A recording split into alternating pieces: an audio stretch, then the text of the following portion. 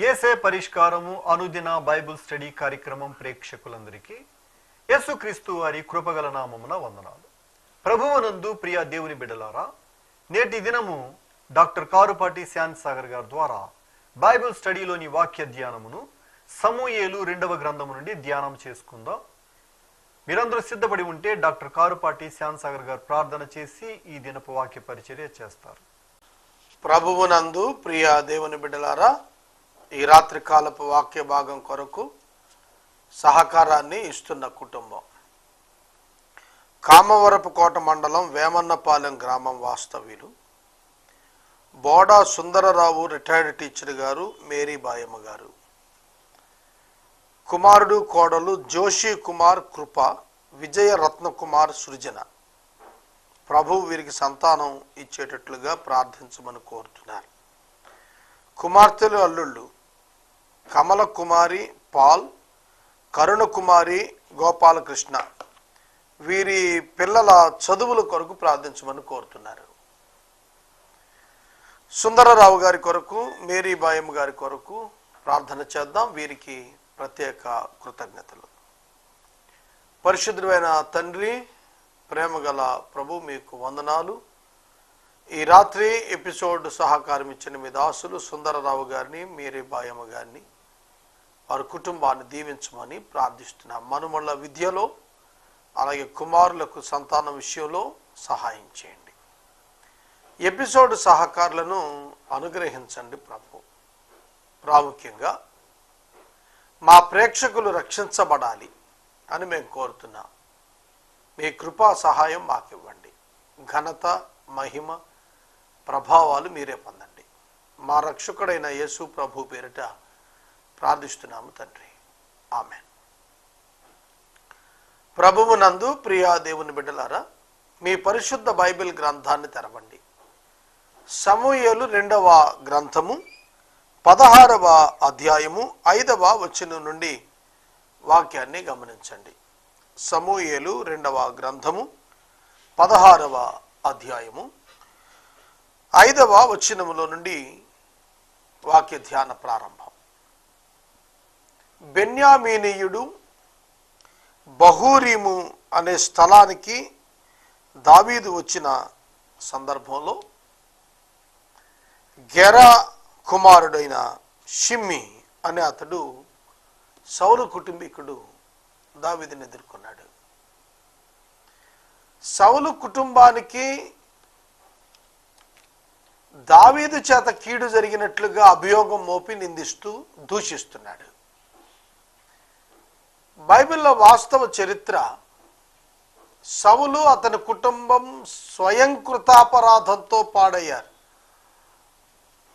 వారి వ్యక్తిగత దోషం వల్ల వాళ్ళు పాడయ్యారు తప్ప దావీదు ప్రమేయం లేదు.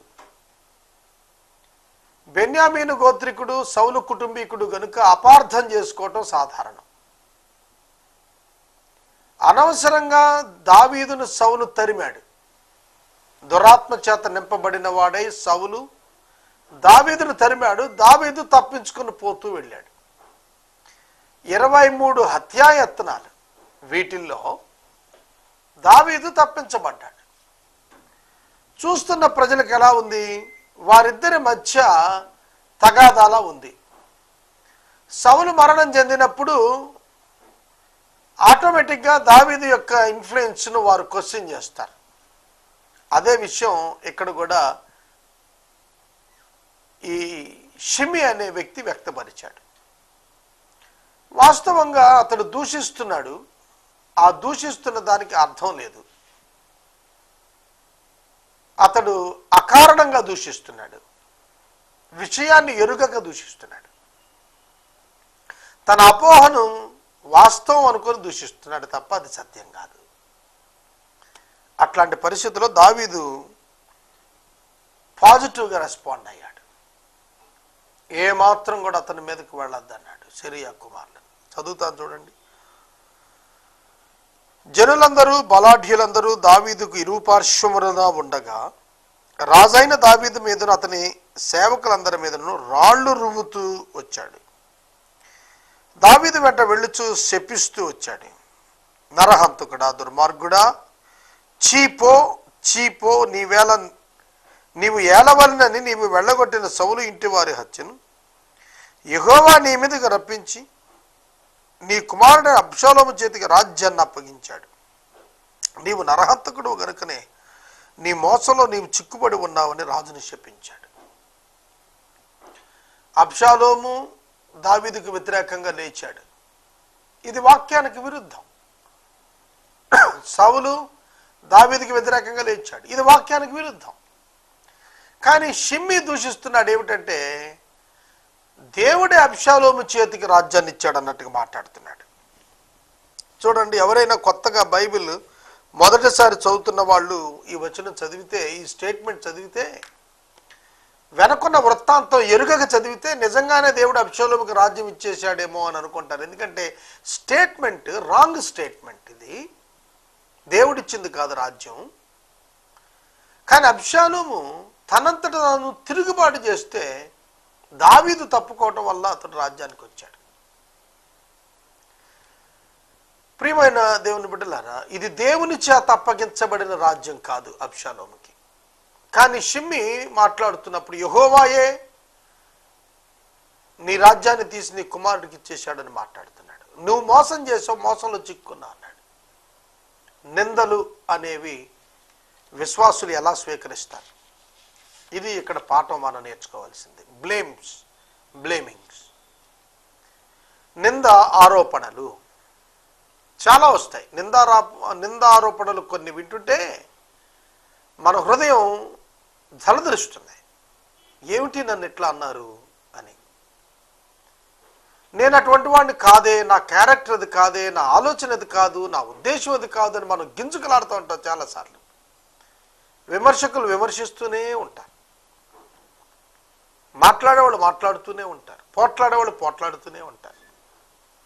షిమ్మీ రాళ్ళు రూతున్నాడు, కయ్యానికి కాలు దూతున్నాడు, తుమ్మెత్తి పోస్తున్నాడు, శపిస్తున్నాడు, దూషిస్తున్నాడు. సోదరుడా, సోదరి, చాలా సందర్భాల్లో మన ప్రమేయం లేని విషయాల్లో మనం దూషించబడుతూ ఉంటాం. అలాంటప్పుడే టాలరెన్స్ కావాలి, సహనం కావాలి. మనం ఎంత బలాఢ్యులమైనా, దూషించిన వాడు ఎంత బలహీనుడైనా అతని మీదకి వెళ్ళకూడదు. అదే కదా సహనం అంటే. మనల్ని దూషించిన వాడు మనకంటే పెద్దవాడైనందున, గొప్పవాడైనందున మనం మౌనంగా ఉంటే చేతగాని వాళ్ళం అవుతాం, సహనవంతులంగా. మనల్ని దూషించిన వారు మనకంటే అల్పులైనా మనం వారిని ఏమాత్రం కీడు చేయకుండా నిలబడగలిగితే, తట్టుకుంటే సహనవంతులు అవుతాం. దావీదు ఇక్కడ సహనశీలయ్యాడు. చదువుతాను చూడండి. నీవు నరహంతుడు కనుక నీవు మోసంలో చిక్కుబడి ఉన్నావు. స్టేట్మెంట్ రాంగ్ స్టేట్మెంట్ అయినప్పుడు ఈ స్టేట్మెంట్లో వినియోగించిన వ్యక్తి అపార్థం చేసుకుని వినియోగించిన ఒక ట్రూత్ ఉంది. ఏంటంటే మోసంలో చిక్కుబడతాడు మోసం చేసిన వాడు, అది అతని ఉద్దేశం. మోసం చేసిన నిజమైన వ్యక్తికి అయితే అది అప్లై అవుతుంది, డేవిడ్కి అప్లై అవ్వదు. ఈ స్టేట్మెంట్లో ఉన్నటువంటి కంటెంట్ సాధారణంగా వాడుకలో ఉన్నదే, మోసం చేయకుండా మోసగించబడతారు. అందుకని అంటున్నాడు, నువ్వు మోసం చేసావు, మోసగించబడ్డావు అన్నట్టు మాట్లాడుతున్నాడు. హిస్టరీకి ఎగెనెస్ట్గా ఉన్నప్పటికీ అతని అంతరంగంలోని ఉద్దేశాలను అతను బయలుపెట్టాడు అనేది మనం తెలుసుకోవాలి. సిరియా కుమారుడైన అభిషై అంటున్నాడు, ఈ చచ్చిన కుక్క నా ఏలిన వాడు ఒక రాజుకు నిన్ను శపించనేలా. కొన్ని సందర్భాల్లో అసలైన వ్యక్తి కోపం రాదు, తిట్టించుకున్న ఆయనకి విన్నవాళ్ళకు కోపం వస్తుంది, పక్కనున్న వాళ్ళకి. అక్కడ ఎలిగేట్ అవుతుంది, అక్కడ సమస్య పెరుగుతుంది. దాన్ని సప్రెస్ చేయాలి, దాన్ని తీసేయాలి, దాన్ని అణిచేయాలి. సహనం కలిగిన వాడు దాన్ని పైకి రానివ్వడు. మిమ్మల్ని ఇంత మాట అంటాడండి, మిమ్మల్ని ఇంత పెద్దవారు, మీరు ఇంత గొప్పవారు, మిమ్మల్ని ఈ చేతగాని వాడు ఇంత మాట అంటాడా, వీడి సంగతి నేను చూస్తానంటాడు. పక్కనున్న వాళ్ళ కోపం వచ్చింది, అభిషేక్కి కోపం వచ్చింది, కానీ దావీదు కోపం తెచ్చుకోలేదు. దావీదు ఎంత ఆలోచన పరుడు, ఒకసారి ఆలోచించండి. తనను దూషిస్తుంటే తీవ్ర పదజాలంతో తన కింది వారి ముందు అతనిని దూషిస్తుంటే, తిడుతున్నవాడు చిన్నవాడైనా కూడా కోపం తెచ్చుకోకుండా సహనంతో మెలిగాడు. ప్రక్కనున్న వారి కోపం వచ్చింది కానీ అతను కోపం రాలేదు. అప్పుడు అంటున్నాడు, సిరియా కుమారులారా, మీకు నాకు ఏం పొందు? వానిని శపింపనీయండి. దావీదును శపించమని యెహోవా వానికి సెలవీయగా, నీవు ఇలాగ ఎందుకు చేస్తున్నావని ఆక్షేపణ చేయగలవాడు ఎవడు అని చెప్పి అభిషైతో తన సేవకులందరితో పలికింది ఏమిటి అనగా, చూడండి, దావీదు దేవుడు నా జీవితంలో సమస్తం అనుమతిస్తాడు, ఆయన చిత్తం లేకుండా నా జీవితంలో పాజిటివ్గా కానీ నెగిటివ్గా కానీ ఏమీ సంభవించదు అన్నంతగా తన జీవితాన్ని అర్పించుకున్నాడు. అందుకనే అంటున్నాడు, యెహోవా అతని చేత ఎలా అనుమతించాడు, అతడు దూషిస్తున్నాడు. అంటే దేవుడు, నేను దేవుని బిడ్డను గనుక దేవుడు నా పక్షంగా చేస్తాడు, చూస్తాడు. దేవుడే గనక అతన్ని గనక అలా తిట్టమని చెబితే ఆపటానికి నరులు ఎవరు? కొన్ని సందర్భాలు మనం అర్థం చేసుకోవాలి. మనం కొన్ని వ్యతిరేక పరిస్థితులు మన మీదకి వస్తున్నప్పుడు మనం అనుకుంటాం సాతాను తెస్తున్నాడు అంటాం. కానీ ఈ యొక్క దావీదు గారు చెబుతున్నాడు, దేవుడే నన్ను ఈ విధంగా ఇతని చేత అనుమతిస్తే నేను అతన్ని ఎందుకు ప్రశ్నించాలి? It is between God and me. అదండి అద్భుతమైన పాయింట్. అక్కడికి రావాలి మనం. అదే మెచ్యూరిటీ. మిమ్మల్ని ఎవరైనా తిట్టారనుకోండి, డోంట్ రెస్పాండ్ ఇమీడియట్లీ. వెంటనే రెస్పాండ్ అయిపోద్ది, స్పందించేది. దేవునికి మీకు మధ్య ఉన్న సంబంధాన్ని ప్రశ్నించుకోండి. దేవుడు మీ జీవితంలో చేస్తున్న కార్యాన్ని అర్థం చేసుకుంటున్నట్లుగా ప్రకటన చేయండి. సోదరుడా, సోదరి, గాఢాంధకారపు లోయలో నేను సంచరించినను ఏ అపాయమునకు భయపడను అన్నాడు. చూడండి, దావీదు గారు 23 సంకీర్తనలో రాసిన మాట ఇది. గాఢాంధకారపు లోయలో నేను సంచరించానన్నాడు. నన్ను సంచరింపజేశాడు దేవుడు అనలేదండి. నేను సంచరించిన, నా పరిస్థితులను బట్టి, నా స్థితిగతులను బట్టి, నా ప్రవర్తనను బట్టి నేను సంచరించిన, నేను దేనికి భయపడి, ఎందుకంటే ఆయన దుడ్డికర, ఆయన దండము నన్ను ఆదరిస్తుంది. సో నన్ను ప్రొటెక్ట్ చేసేది ఎవరు? నన్ను కాపాడేది ఎవరు? నన్ను సంరక్షించేది ఎవరు? గాడ్ హిమ్సెల్ఫ్, దేవుడే. కాబట్టి వీడు తిడితే నాకేమిటి? నా కోసం మీకు రోషం వస్తుందా?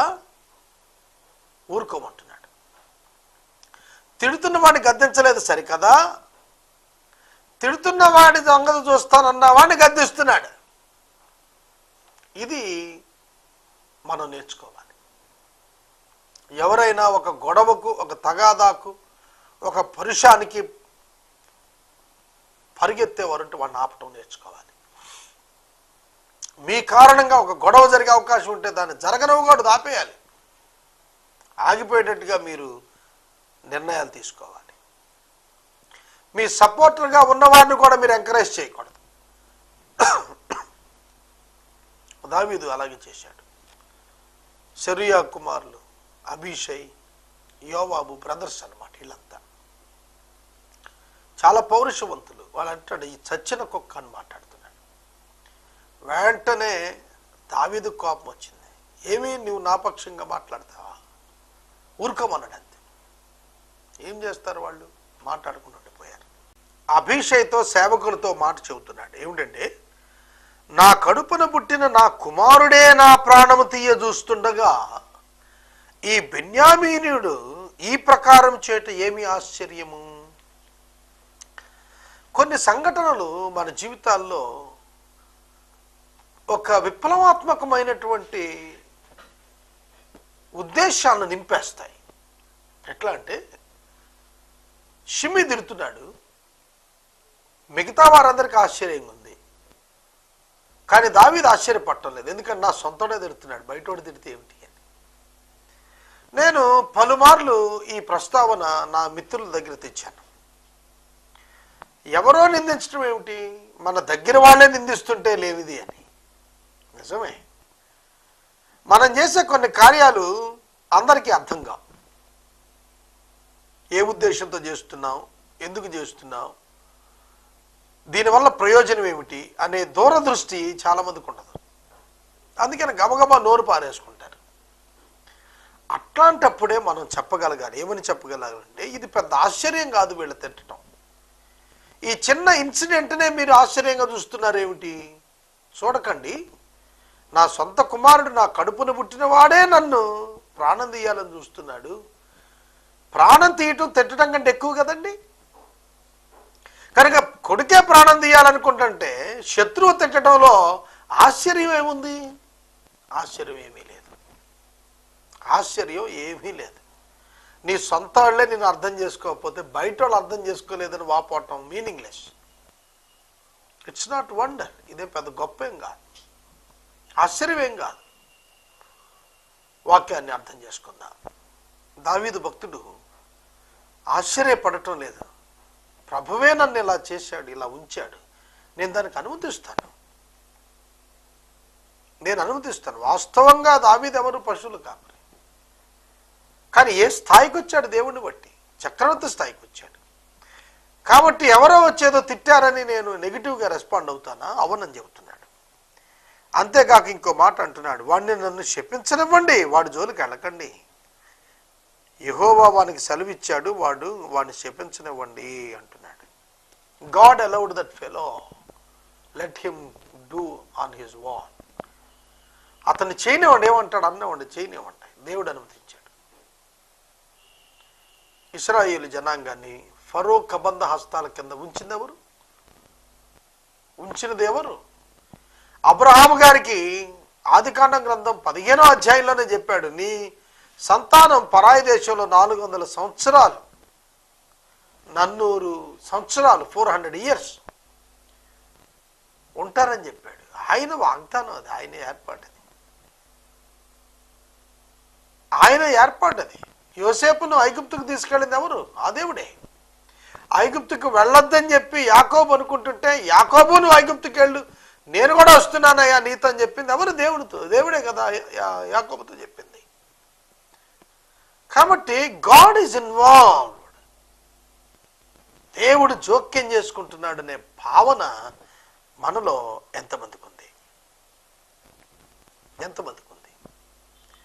నేను కొన్ని స్థలాలకు వెళ్ళినప్పుడు, కొందరు వ్యక్తులతో మాట్లాడుతున్నప్పుడు నేను చాలా తేటగా గమనించగలుగుతాను, దేవుడు నన్ను ఇక్కడ ఉంచాడు, ఈ స్థలంలో దేవుడు ఈ పరిస్థితిలో నన్ను ఉంచాడు, నేను ఈ స్థలంలో దేవుని మహిమపరచాలి, స్తుతించాలి, ఆరాధించాలి, ఆయనకు ఘనత తీసుకురావాలి అనేటువంటి అభిలాష నాలో అనేక సందర్భాల్లో జరిగింది.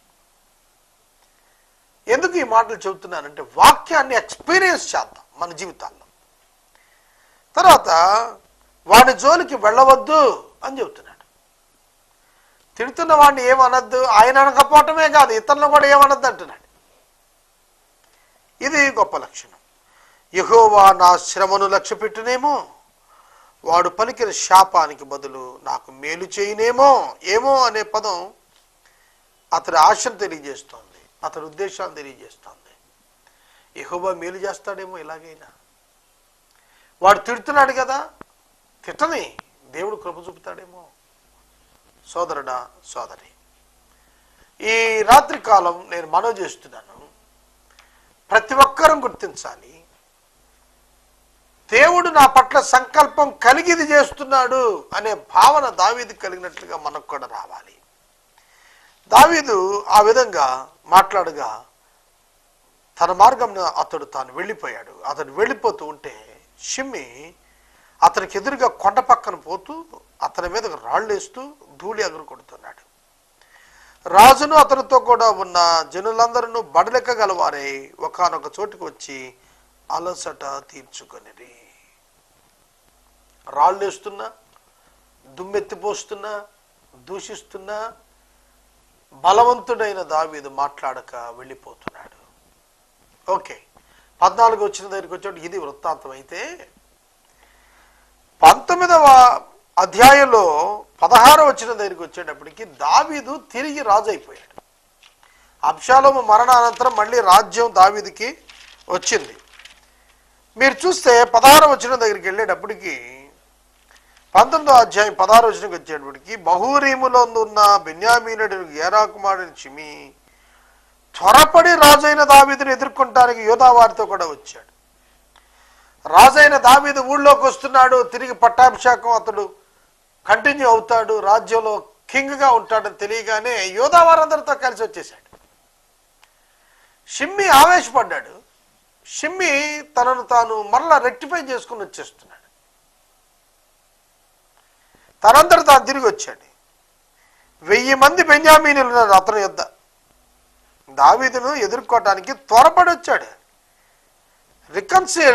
రికన్సిలేట్ చేయాలనుకున్నాడు. 1000 మందిని తీసుకొచ్చాడు బెన్యామీనుల్ని. సీబా కూడా అతని కుమారులు 20 మంది దాసులు వచ్చారు. రాజు ఎదుట నది దాటారు. రాజు ఇంటి వారి అవతల దాటించి రాజు దృష్టికి అనుకూలమైన దాన్ని చేయడం రేవు పొడవను యువతలకు తెచ్చి ఉండేది. షిమీ వచ్చి రాజు యోర్దాను దాటిపోగానే అతనికి సాష్టాంగపడ్డాడు. నా ఏలినవాడా, నేను ద్రోహం చేశాను, నా మీద నేను చేసిన ద్రోహాన్ని మోపద్దు. యెరూషలేమును విడిచి వెళ్ళి నీ దాసును నేను చేసిన దోషము జ్ఞాపకం చేసుకోకు, మనసును అందించుకోవద్దు. నేను పాపం చేసి తిని నాకు తెలిసింది. యోసేపు వారందరితో కూడా నా ఏలినవాడు ఒక రాజును నేను ఎదుర్కొంటుకు నేను ముందుగా వచ్చాను అన్నాడు. చూడండి, ఒక పరివర్తన కనపరుస్తున్నాడు. రాజా, నా దోషం నాకు అర్థమైంది, నా పాపం నాకు తెలిసి వచ్చింది, నా తప్పిదం నాకు తెలిసిపోయింది, నేను మూర్ఖుణ్ణి, నువ్వు నా రాజువి, నా ఏలినవాడివి, నా దోషం జ్ఞాపకం ఉంచుకోవద్దయ్యా, క్షమించని అడిగాడు. సెరూయా కుమారుడు అభిషై ఒప్పుకోలేదు.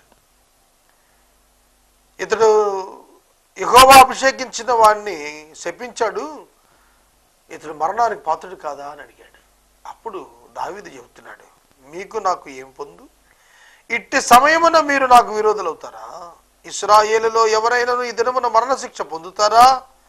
ఇప్పుడు నేను ఇశ్రాయేలు వారి మీద రాజునైతిని అను సంగతి నాకు తెలిసే ఉన్నదని చెప్పి ప్రమాణం చేసి నీకు మరణశిక్ష విధింపుని షిమ్మీతో చెప్పాడు. క్షమాభిక్ష పెట్టాడు. చూడండి, అక్కడ ఒక్క కారణం చేత క్షమాభిక్ష పెట్టాడు. ఆ కారణం ఏంటంటే, రాజుగా తిరిగి అతడు ప్రమాణం చేయబోతున్నాడు. అంటే దేవుడు తనను వెనక్కి తీసుకొచ్చాడు అనేది దావీదుకి అర్థమైంది. అది అతని జీవితంలో ఒక సుదినం. కాబట్టి ఆ రోజు ఎవరికి మరణశిక్ష విధించడానికి వెళ్ళారు. ఖచ్చితంగా యోర్దాను దాటిన వెంటనే షిమ్మీ వచ్చి దావీదు పాదాల మీద పడిపోయి ఈ క్షమాపణ సూత్రాలన్నీ అడిగేటప్పటికి దావీదు అతను క్షమించాడు, అతను విడిచిపెట్టాడు. ఆ రోజును బట్టి అతని మీద పడాల్సిన ఖడ్గం పడకుండా ఆపాడు. అయితే రాజుల మొదటి గ్రంథం 2వ అధ్యాయం 8వ వచనంలో దావీదు వృద్ధాప్యానికి వచ్చాడు. సొలొమోను రాజుగా అభిషేకించడానికి దావీదు ఇష్టపడ్డాడు. అప్పుడు రాజైనటువంటి దావీదు సొలొమోనును పిలిచి మాట్లాడుతున్నటువంటి మాటలు 8వ వచనంలో రాయబడింది. 2వ అధ్యాయం రాజుల మొదటి గ్రంథం 2వ అధ్యాయం 8వ వచనం. మరియు బెన్యామీనీయుడైన గేరా కుమారుడు బహూరీము ఊరువాడైన షిమీ నీ యొద్ద ఉన్నాడు. నేను మహనీయునకు వెళ్ళుచుండగా అతను నన్ను శపించాడు. నన్ను ఎదుర్కొంటే అతను యోర్దాను నది దగ్గర దిగి రాగా యెహోవా తోడు కత్తి చేత నిన్ను చంపనని ప్రమాణం చేశాను.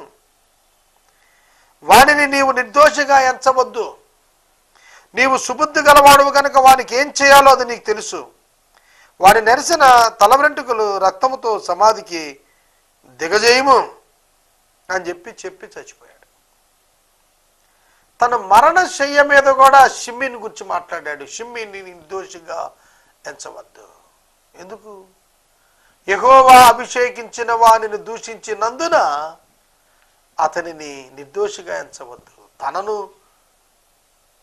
తనను దూషించాడనే మిషతో కాదు, దేవుని యొక్క సేవకుడిని, దేవుడు యాజకునిగా రాజుగా ఏర్పరచుకున్న వాడిని దూషించాడు కాబట్టి మరణానికి పాత్రుడే. నేను మాట ఇచ్చాను కాబట్టి చంపలేకపోయాను కాబట్టి ఇప్పుడు నువ్వు అతను చంపొచ్చు. అతను ఎలా చేయాలి అనేది చెప్పాడు.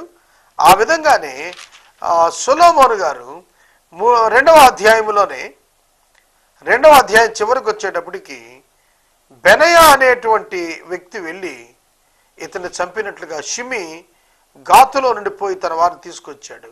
గాతుకు పోయాడని సొలొమోనుకు వర్తమానం వచ్చినప్పుడు బెనయా అనేటువంటి వ్యక్తి వెళ్ళి అతన్ని చంపాడు.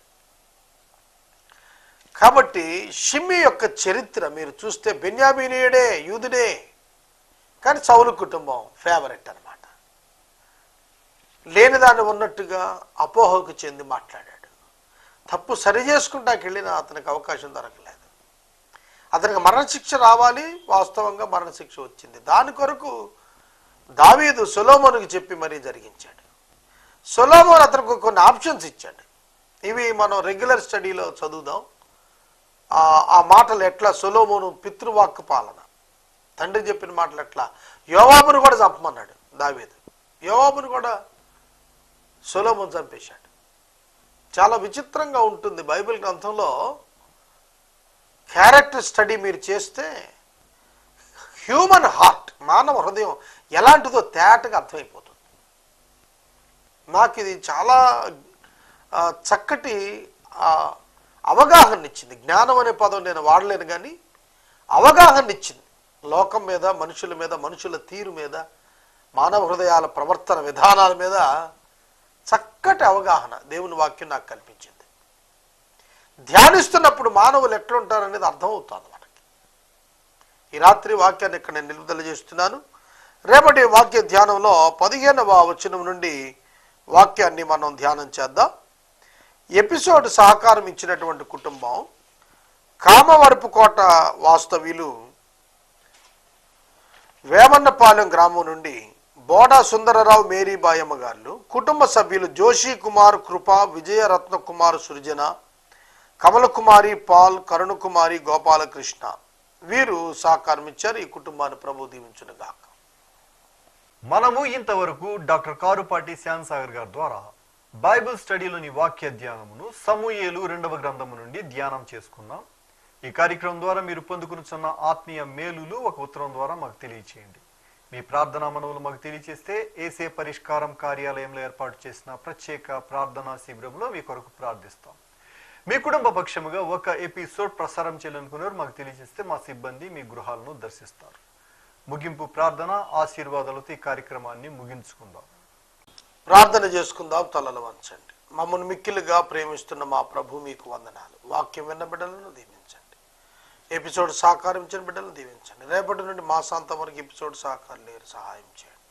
యేసుక్రీస్తు ప్రభు పేరుని ప్రార్థిస్తున్నాం తండ్రి, ఆమేన్. మన తండ్రి అయిన దేవుని ప్రేమ, కుమారుడి యేసయ్య కృప, పరిశుద్ధాత్మని అన్యోన్య సహవాసం సదాకాలం మనందరికీ తోడై ఉండును గాక. ఆమేన్.